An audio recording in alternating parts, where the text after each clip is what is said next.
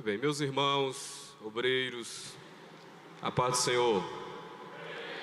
Graças a Deus, eu quero agradecer ao bom Deus pela oportunidade de poder congregar com os irmãos esses 2 dias, para juntos louvarmos a Deus e também compartilharmos da sua palavra. Quero manifestar a minha gratidão ao Senhor por poder estar aqui essa tarde, esses dias. Quero cumprimentar com muita alegria o pastor Josias, presidente deste campo, e na pessoa dele cumprimentar a todos os pastores, obreiros e suas respectivas esposas. Eu quero ser grato a Deus pela vida do evangelista Rômulo e sua esposa, que estão nos hospedando muito bem. Agradecer a Deus pela vida deles, pela vida do evangelista Júnior, da missionária Rosinha, e agradecer a Deus pela vida da minha esposa, do irmão Eric, irmã Vitória, que nos acompanha. Meus irmãos, sem delongas, eu quero convidá-los a abrirmos a palavra de Deus na segunda carta do apóstolo Paulo a Timóteo, capítulo 2. Quero com muita alegria cumprimentar também o pastor Alessandro, que também é um dos nossos ministrantes dessa escola bíblica de obreiros e esposas. Deus abençoe nosso pastor e o use grandemente também nesta tarde. Segunda carta de Paulo a Timóteo, capítulo 2. Queridos, a minha primeira palestra, primeira preleção, ela será fundamentada basicamente no capítulo 2 da segunda carta de Paulo a Timóteo.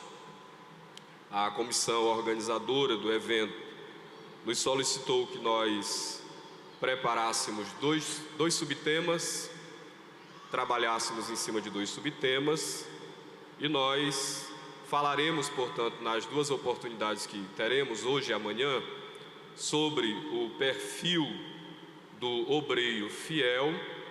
Falaremos hoje sobre o perfil do obreiro fiel, e amanhã falaremos, segundo a permissão de Deus, sobre o obreiro e a fidelidade na exposição da Bíblia, na pregação da palavra.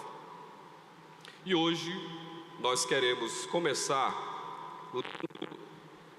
segunda carta de Paulo a Timóteo, capítulo 2, e nós vamos ler alguns versículos neste capítulo 2, e eu vou indicando aos irmãos quais serão. 2 Timóteo, capítulo 2, diz assim: Tu, pois, meu filho, fortifica-te na graça que há em Cristo Jesus, e o que de mim entre muitas testemunhas ouviste, confia-o a homens fiéis, que sejam idôneos para também ensinarem os outros. Tu, pois, sofre as aflições como bom soldado de Jesus Cristo. Ninguém que milita se embaraça com negócios desta vida, a fim de agradar aquele que o alistou para a guerra. E se alguém também milita, não é coroado se não militar legitimamente. O lavrador que trabalha deve ser o primeiro a gozar dos frutos. Leia comigo o verso de número 15 também. Procura apresentar-te a Deus aprovado, como obreiro que não tem de que se envergonhar, que maneja bem a palavra da verdade. Versículo 21. De sorte que, se alguém se purificar destas coisas, será vaso para a honra, santificado e idôneo para o uso do Senhor, e preparado para toda boa obra. Versículo 24.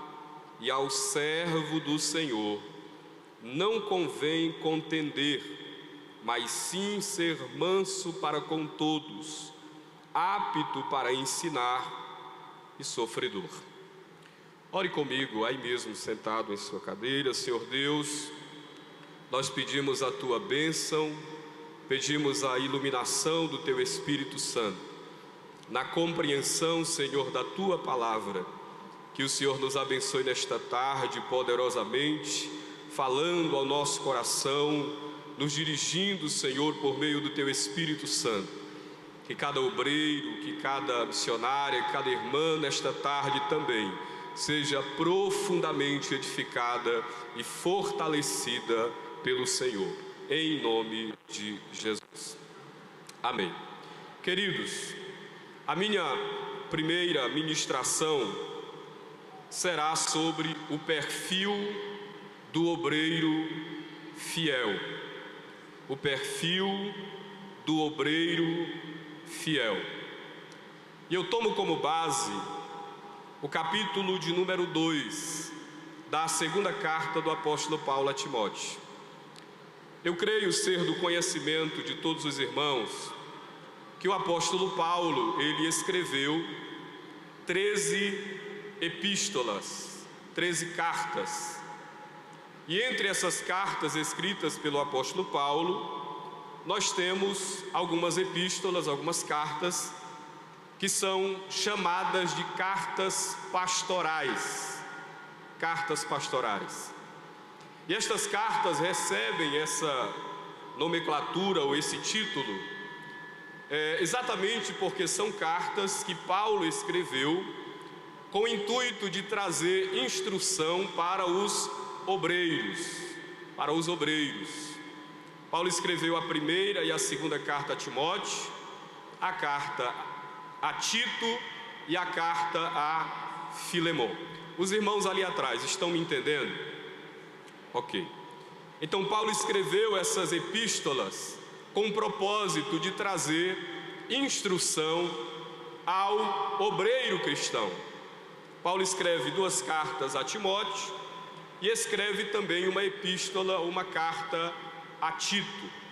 E em todas essas cartas, ou nestas epístolas, o propósito de Paulo é tratar principalmente, não somente, mas principalmente, do obreiro cristão, do seu trabalho, do seu caráter, das suas demandas diante da obra de Deus. Então Paulo trata de diversos assuntos sobre o obreiro, sobre o trabalhador, sobre o pastor, sobre aquele que milita na obra de Deus. E dentre estas instruções que Paulo dá, eu escolhi o capítulo 2,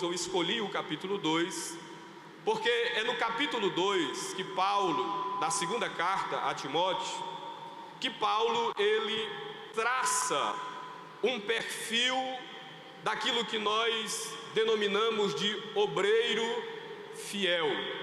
Obreiro fiel.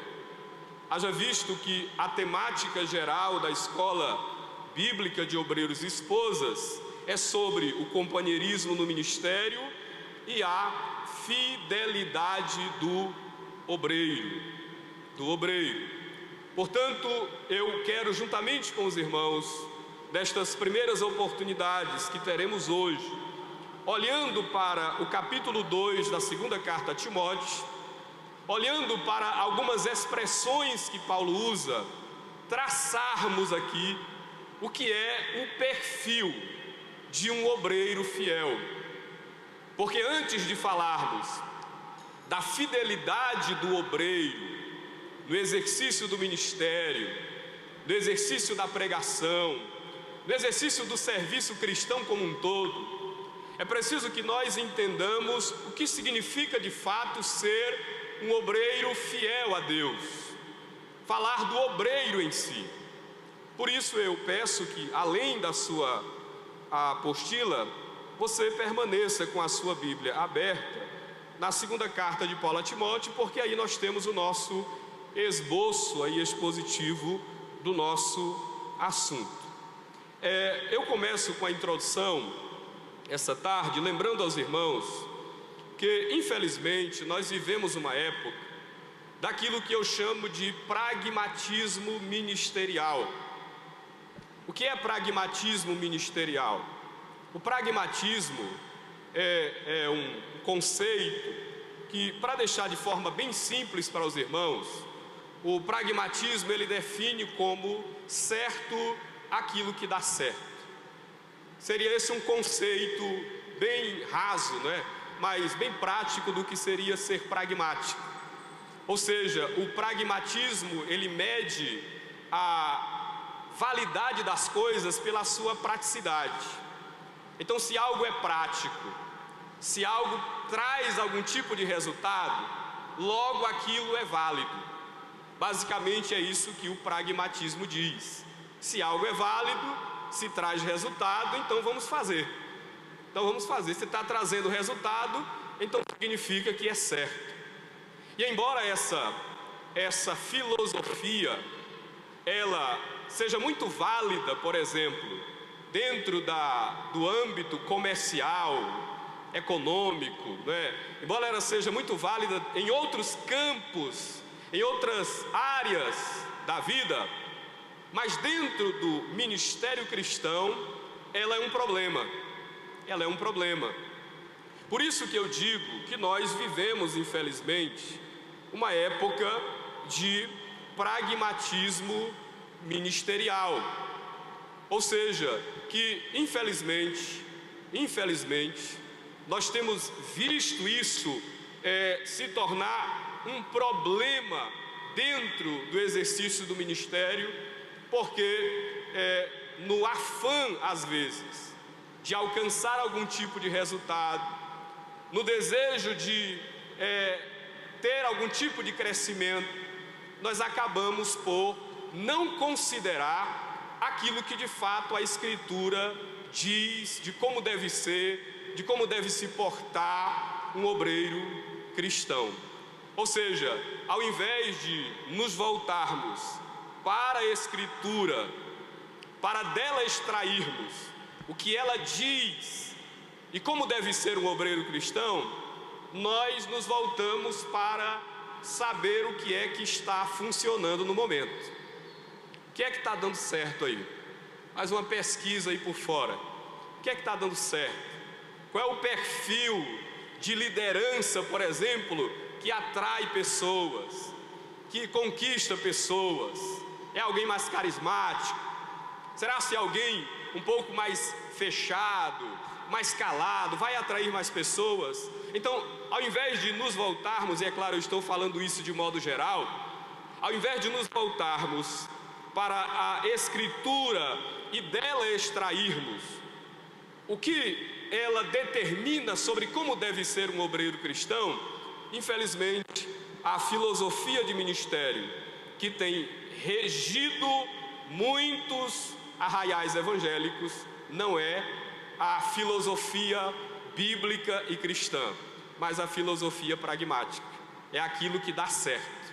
Se dá certo, se está funcionando, se está trazendo resultado, então não importa o caráter, não importa o que a pessoa pregue, não importa o que ele é como cristão, como cidadão, como esposo, como esposa, não importa. Se ele está dando certo, então o que ele faz não importa muito.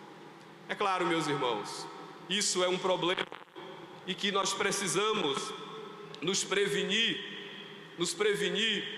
olhando exatamente para a Bíblia Sagrada e, repito, dela extraindo o perfil que ela determina para um obreiro cristão. Então, olhando para isso, no capítulo 2 da segunda carta a Timóteo, versículo 1, nós temos a primeira figura usada por Paulo para traçar o perfil que é um obreiro fiel. Leia comigo o capítulo 2 e o versículo 1. Paulo diz assim: Tu, pois, meu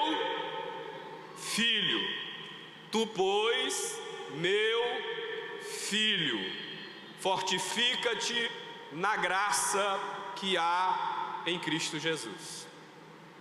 A primeira figura que Paulo utiliza e que eu quero destacar essa tarde e que determina, descreve, o primeiro traço do perfil de um obreiro cristão é o obreiro como discípulo. O obreiro como discípulo. Quando Paulo usa a expressão, tu, pois, meu filho, os irmãos sabem, é claro, que Paulo não está tratando de uma filiação biológica, é claro. Quando Paulo usa a expressão, se referindo a Timóteo, chamando de meu filho, Paulo estava dizendo que Timóteo, ao mesmo tempo que ele era um discípulo de Jesus, Timóteo também era um discípulo de Paulo. Ao mesmo tempo que Timóteo era chamado para imitar o caráter de Cristo, Timóteo também era chamado para imitar a conduta de Paulo. Da mesma forma que Timóteo era chamado para ser fiel ao Senhor Jesus no exercício do ministério, tendo todas aquelas características que são estabelecidas por Paulo no capítulo 3 da primeira carta a Timóteo, ao mesmo tempo que Timóteo era chamado para ter todas estas características diante de Deus, Paulo olha para Timóteo e chama-o de meu filho, meu filho. Ou seja, o obreiro fiel, ele, antes de ser um obreiro, ele é um discípulo.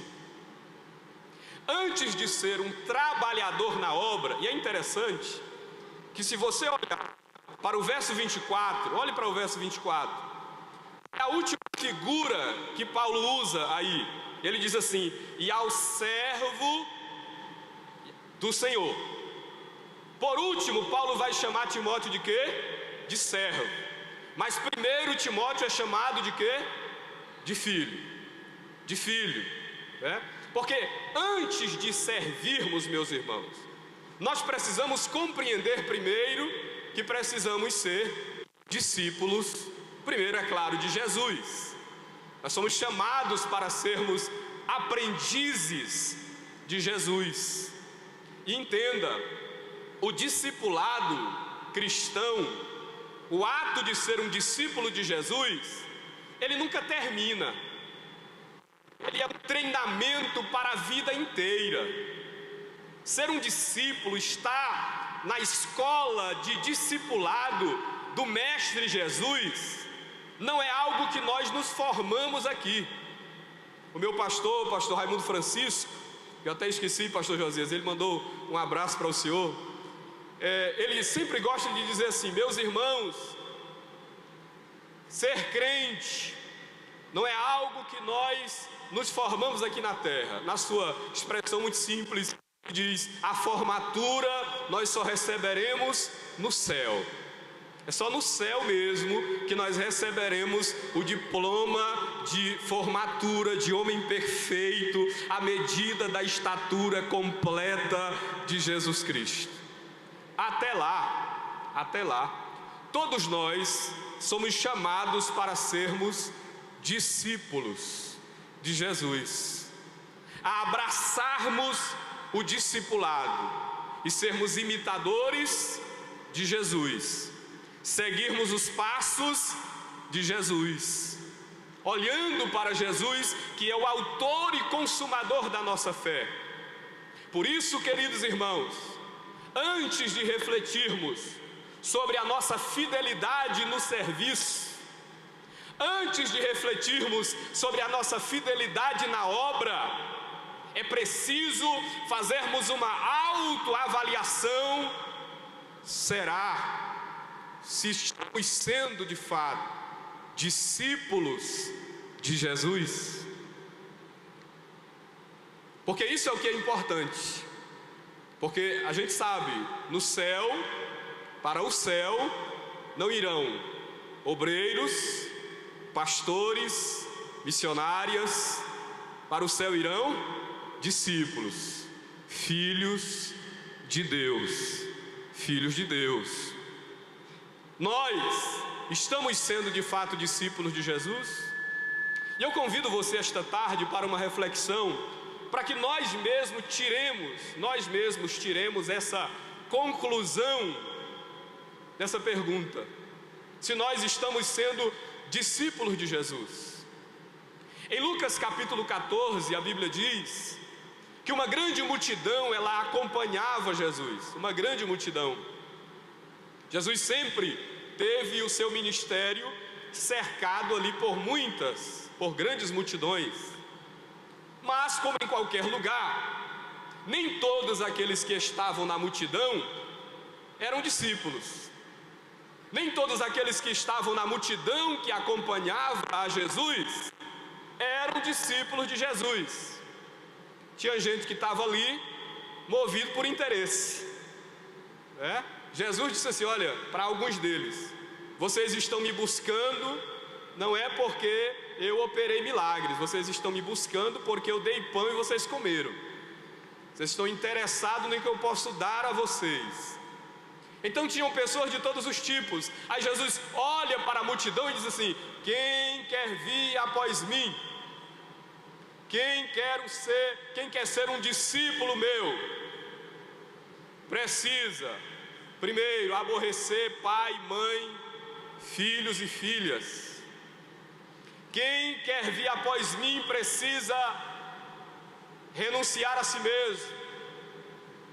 Quem quer vir após mim precisa, portanto, negar a si mesmo.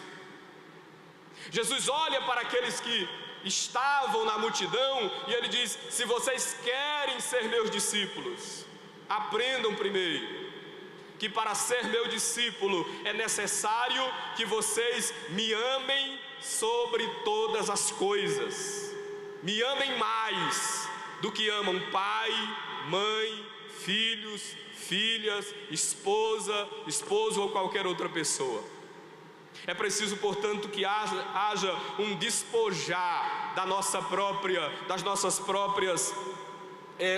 próprias posses, no sentido da nossa própria vida, e sigamos a Jesus com fidelidade, amando a Ele sobre todas as coisas. Então é preciso, antes de refletirmos sobre a verdade de que precisamos servir a Deus com fidelidade em sua obra, perguntarmos se estamos sendo discípulos de Jesus, se somos discípulos de Jesus. Mas é claro, essa figura ela aponta também para o fato de que Timóteo deveria, ou era também, melhor dizendo, um discípulo de Paulo. Era um discípulo de Paulo. Por isso Paulo diz assim: tu, pois, meu filho. Tu, pois, meu filho. Por quê? Porque Paulo era o referencial para Timóteo. Timóteo não era apenas um discípulo de Jesus. Timóteo também era um aprendiz, um discípulo, o imitador do apóstolo Paulo. Porque, irmãos, queridos obreiros, tão importante quanto sabermos que o nosso mestre na obra, o nosso Senhor na obra é Jesus, tão importante quanto lembrarmos que o Senhor Jesus é o Senhor da obra, tão importante quanto lembrarmos que quem dá crescimento, sucesso, prosperidade ao trabalho é Jesus, tão importante quanto isso é sabermos também de quem somos filhos. A quem nós estamos imitando? A quem nós estamos imitando? A quem nós nos dirigimos como pai ministerial? De quem nós somos discípulos? De quem nós somos discípulos? Por isso Paulo diz assim: Timóteo, tu, pois, meu filho, fortifica-te na graça que há em Cristo Jesus. Timóteo era um discípulo de Jesus, mas Timóteo também era um discípulo de Paulo. Quando eu digo aos irmãos que é necessário que o obreiro fiel ele entenda que ele é um discípulo. Eu estou me referindo tanto ao fato de que ele precisa ser um discípulo fiel de Jesus, mas ele precisa também ter em sua vida ministerial um referencial. E outra coisa, precisa ser um referencial fiel também. É preciso que o obreiro tenha também uma referência ministerial, alguém em que ele se espelhe, alguém para ele imitar, alguém para ele seguir as pisadas. Eu lembro que eu fui substituir o pastor Raimundo numa posse de um obreiro, de um pastor ali próximo ao Lago da Pedra, e na hora o obreiro disse assim, a pessoa que apresentou, disse assim: olha, nós estamos trazendo aqui o pastor e nós esperamos que ele venha pisar sobre o rastro que o outro pastor deixou. Aí o pastor, muito sábio, pegou o microfone, agradeceu, aí disse: olha, meus irmãos, eu quero dizer, eu não vim pisar em rastro de ninguém, eu vim seguir as pisadas, mas eu não vim pisar sobre o rastro de ninguém. Eu vou seguir a pisada. Onde ele pisou, eu piso do lado, né? Mas em cima não, entendeu? Então, porque eu sou chamado, portanto, para ser um imitador, para ser alguém que venha reproduzir aquilo que no ministério é bom, é louvável. Quem é? Eu pergunto, de quem você é discípulo? Quem é o seu referencial no ministério? Quem você está imitando? Entenda, imitar é diferente de fazer uma cópia, né? Imitar não é ser uma cópia do outro. Imitar é trazer para si, para a sua vida, aquilo que é de bom ministerialmente falando. O caráter, a conduta, a filosofia de trabalho, até o jeito de pregar, no que diz respeito à fidelidade na exposição da Bíblia. É neste sentido que eu estou falando. Então todo obreiro cristão fiel, assim como Timóteo, ele é um discípulo de Jesus, ele é um imitador de Jesus, mas ele também tem diante de si um Paulo, para lhe conduzir, para lhe ensinar. E eu quero dizer aos senhores e senhoras, com muito respeito e temor eu digo isso: não passe à frente do seu Paulo.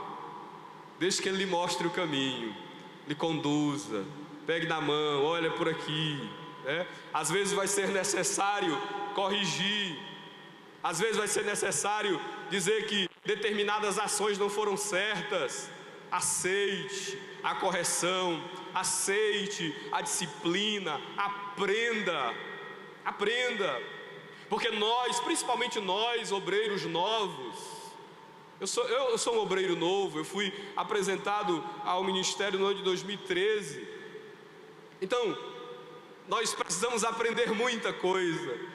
Não desprezemos, portanto, os Paulos, aqueles que chegaram antes de nós, aqueles que trabalharam antes de nós, aqueles que abriram o caminho para nós. Eu lembro, queridos irmãos, que eu estava em um determinado lugar e eu visitando um obreiro já bem idoso, né? E perguntei a ele: meu irmão, como é que está e tal? E ele disse assim: pastor, eu tenho agradecido a Deus pela forma como vocês têm me tratado. Um obreiro já bem idoso, que trabalhou bastante, fez muito na obra de Deus. E ele disse assim: porque há lugares que às vezes o obreiro, ele é como aquele trator de esteira, né? Ele usou essa expressão e eu disse: meu irmão, eu não entendi o que você quer dizer com trator de esteira, me explique aí, eu não entendi a figura. Ele disse assim: é porque o trator de esteira, ele abre caminho, mas ele não pode passar por onde ele abriu mais o caminho, ele não pode passar por lá, né? O caminho depois é asfaltado, é melhorado e tal, mas ele não pode passar mais por lá. Mas, e ele disse, muitos às vezes têm tratado esses obreiros mais antigos, mais vividos na obra de Deus nesse sentido, dessa forma. E ele agradecendo a Deus pela forma como ele estava sendo tratado nesse sentido, porque nós não podemos de forma alguma desprezar aqueles que o Senhor colocou para nos ensinar muito mais do que pelas suas palavras, mas também nos ensinar por intermédio do seu caráter, do seu modo de viver, da sua conduta. Aquele obreiro que o Senhor colocou diante de nós, que às vezes até mesmo naquilo que eu chamo de silêncio didático, nós aprendemos. Eu comentei uma vez, pastor Alessandro, com alguém, eu disse: olha, o meu pastor, ele tem algo que eu chamo de silêncio didático. Silêncio didático, né? Porque há momentos em que a gente aprende quando ele fala, quando ele diz e tal, mas há momentos que a gente aprende quando ele se cala, e eu chamo aquilo de silêncio didático, né? Silêncio, ele fica calado, não precisa dizer nada e a gente já entendeu tudo. Se está gostando, se não está, se está aprovando ou se não, etc. Então nós precisamos ser discípulos de Jesus, mas também sermos discípulos de alguém. A segunda figura que Paulo usa está ainda aí no verso 2. Paulo diz assim, verso 2: e o que de mim, entre muitas testemunhas ouviste, confia-o a homens fiéis ou idôneos, para também ensinarem os outros. A expressão de Paulo aí, transmite a homens fiéis, essa frase de Paulo aponta para o fato de que Timóteo deveria ser um servidor, um mordomo. Paulo diz assim: o que você aprendeu de mim, também transmite a outros. Lembra que eu disse que Timóteo era discípulo de Jesus, um discípulo de Paulo, mas Timóteo também é um discípulo que é chamado para gerar outros discípulos. Paulo diz assim: o que aprendeu de mim, transmite a homens fiéis, que também sejam idôneos, para que também possam ensinar aos outros. Veja, Timóteo é servo, aliás é discípulo de Paulo, é chamado para formar outros discípulos, que estes por sua vez formarão outros discípulos. E é assim que a igreja cresce, não é? É assim que a igreja cresce, é assim que a igreja se expande, é com discípulos formando outros discípulos.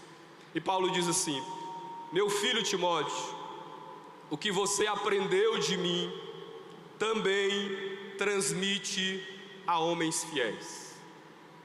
E a ideia aqui, portanto, de transmitir a outros, traz o sentido, portanto, de que Timóteo era um mordomo. Alguém chamado também não apenas para servir a Jesus, mas para servir a igreja, servir a outros também. O obreiro precisa entender que ele não é dono da obra, não é senhor da obra, ele é servo na obra e servo da igreja. O obreiro fiel, ele compreende que no exercício do ministério cristão, ele é um mordomo, chamado para administrar primeiramente um bem que não é seu, é de outro. A obra não é do obreiro, o trabalho não é do obreiro, a obra não é do obreiro, a obra é do Senhor da obra, Ele é o dono dela. Agora Ele confia a obra a homens fiéis, para que estes homens fiéis administrem segundo a graça de Deus, segundo a direção do Espírito Santo, fundamentados na palavra de Deus. O obreiro, portanto, além de ser um discípulo de Cristo e um discípulo de outro, no sentido de que ele é chamado para imitar a outro, para servir a outro, para ser um imitador de outro no ministério nesse sentido, para ter alguém para lhe conduzir como referencial. O obreiro fiel compreende também que ele é mordomo. Ele é chamado para administrar aquilo que não é seu, uma obra que é de Deus. Lembra quando Paulo, escrevendo a primeira carta à igreja de Corinto, ele disse assim: olha, eu plantei, Apolo regou, mas Deus deu o crescimento. De modo que nem o que planta é alguma coisa, nem o que rega, mas Deus que dá o crescimento. O obreiro cristão é chamado para administrar um bem que não lhe pertence. Ele é apenas um servo na obra e um servo da igreja. Ele é chamado para servir ao povo de Deus. Ele é chamado para servir a Deus diante do povo de Deus e para servir ao povo de Deus também. O obreiro que não serve para servir, não serve para a obra. O obreiro que não entende que ele é chamado na obra de Deus para ser mordomo, para ser um servidor da igreja, alguém que sirva a igreja, alguém que não compreende isso, não serve para a obra, não serve para a obra. Até porque se o obreiro é um discípulo de Jesus, qual exemplo que o mestre dos mestres nos deu? O serviço. Na noite em que ele estava reunido com os seus discípulos, ele tomou uma bacia, tomou uma toalha e começou a lavar os pés dos discípulos. Lavou de um após o outro. E há um detalhe que sempre me chama a atenção quando eu leio João capítulo 13, é que Jesus lavou os pés de todos os discípulos. E aí ele sentou com eles, e só ele permaneceu com os pés sujos. Só ele permaneceu com os pés sujos. Porque Jesus estava dando o exemplo aos discípulos do que é de fato ser um servo. Ser um servo. Por isso ele conclui dizendo: assim como eu fiz, façam vocês também. É servir, meu irmão. Qual é a essência do serviço? É servir sem querer ser visto. É servir sem querer ser visto. É servir sem querer ser servido. É servir sem nenhum tipo de interesse envolvido, a não ser glorificar a Deus. Aquele que serve na obra, aquele que é um obreiro que serve na obra de Deus, que compreende que ele é um mordomo, que compreende que ele é um mordomo, ele não pode servir com nenhum tipo de interesse, ou reconhecimento, ou qualquer outro tipo de interesse envolvido. O fim para o seu serviço deve ser tão somente glorificar a Deus, fazer a vontade de Deus, glorificar o nome do Senhor, porque Ele é bom e tem nos salvo e nos dado o seu Espírito Santo e a graça de trabalharmos na sua obra. É necessário que o obreiro sirva na obra de Deus, sem a síndrome de querer aparecer, de querer ser visto. Ele precisa entender que é apenas um mordomo que cuida e administra bens que não lhe pertencem, mas pertencem ao Senhor. O mordomo cristão, o mordomo na obra de Deus, ou o obreiro como mordomo, ele serve a Deus, ele serve a igreja, mas o seu único propósito em tudo isso é tão somente que Deus seja glorificado. Não que o seu nome apareça, não, mas que o nome de Deus seja exaltado, que o nome de Deus seja glorificado. Porque se fomos chamados para servir a Deus e glorificar a Deus, esse deve ser o nosso maior propósito, é que em tudo que façamos na obra de Deus, apenas o nome do Senhor seja glorificado, seja exaltado, seja magnificado, porque dele, por ele e para ele são todas as coisas. E nós somos mordomos, chamados para administrar algo que o Senhor nos confiou. E só isso já é um privilégio tão grande. Deus nos coloca na sua obra, Deus nos confia um ministério, Deus nos confia um trabalho, Deus nos capacita por meio do seu Espírito Santo. Deus nos dá poder para trabalhar, unção para fazer. Ele garante os resultados, porque se os resultados dependessem de nós, toda obra fracassava. Mas o resultado não depende da gente, o resultado depende de Deus, não depende do obreiro.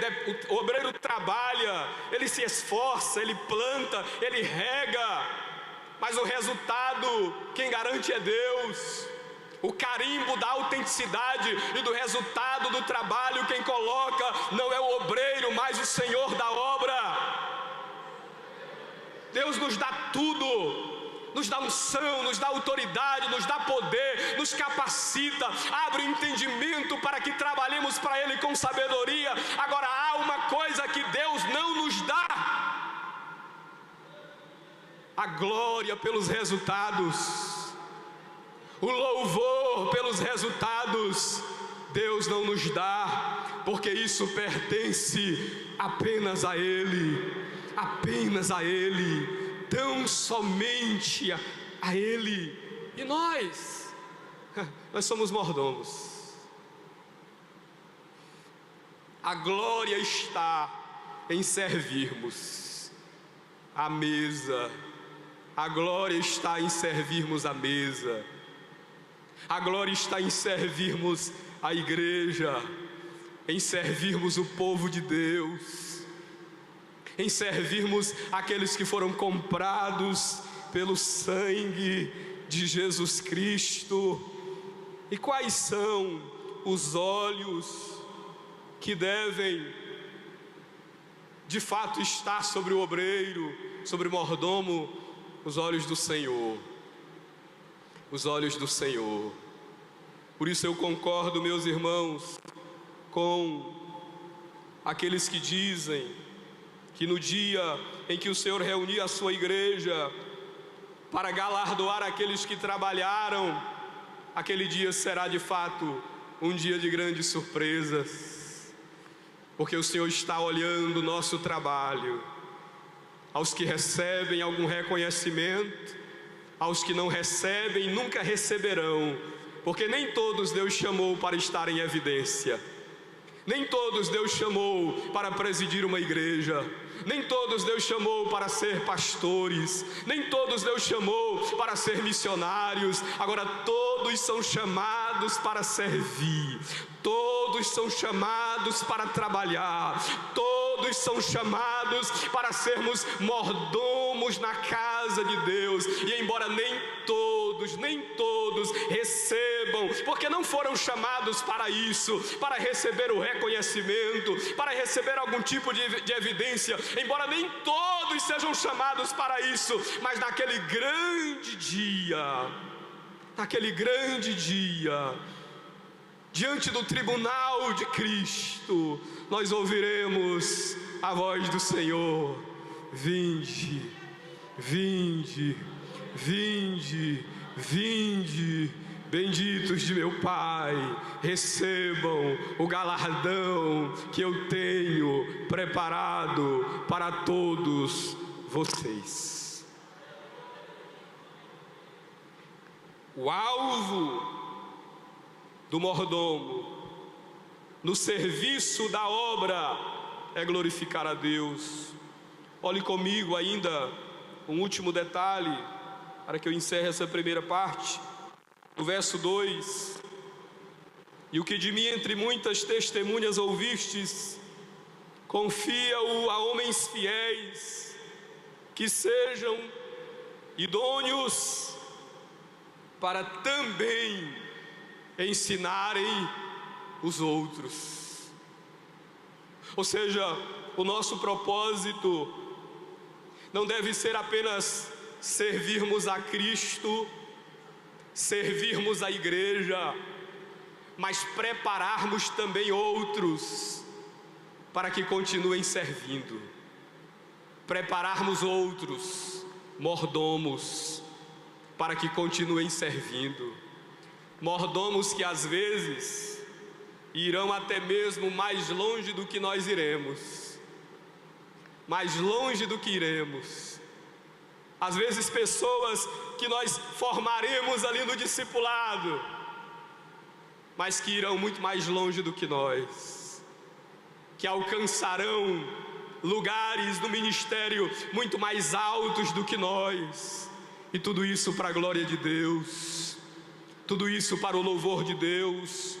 O mordomo, o obreiro como mordomo, ele é chamado não apenas para servir ao Senhor fielmente, servir a igreja fielmente, mas também para formar outros que sejam capazes também de dar continuidade, formar alguém que venha dar prosseguimento à obra, para que quando a gente pare, outros continuem, porque a obra continua.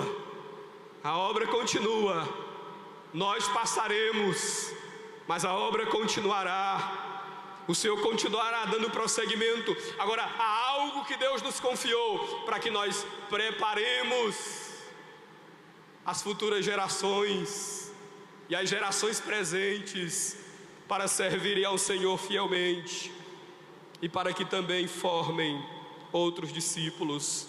Mas Paulo, ele acrescenta um detalhe: confia-o a homens fiéis. Fiéis, aqueles a quem nós devemos instruir, ensinar, para que estes também possam ensinar aos outros, precisam também ser homens fiéis. Homens fiéis. Entenda, queridos irmãos, obreiros, senhoras e senhores, nós somos chamados para uma excelente obra. Somos chamados para servir ao Senhor, servir ao povo de Deus, servir na obra de Deus e servir ao povo de Deus na sua obra. Tudo para a glória de Deus, tudo para o louvor do seu nome. E em tudo isso, nós precisamos ser fiéis. Você diz amém? Que Deus te abençoe. Em nome de Jesus. Pontualmente 50 minutos, meu pastor. Muito obrigado.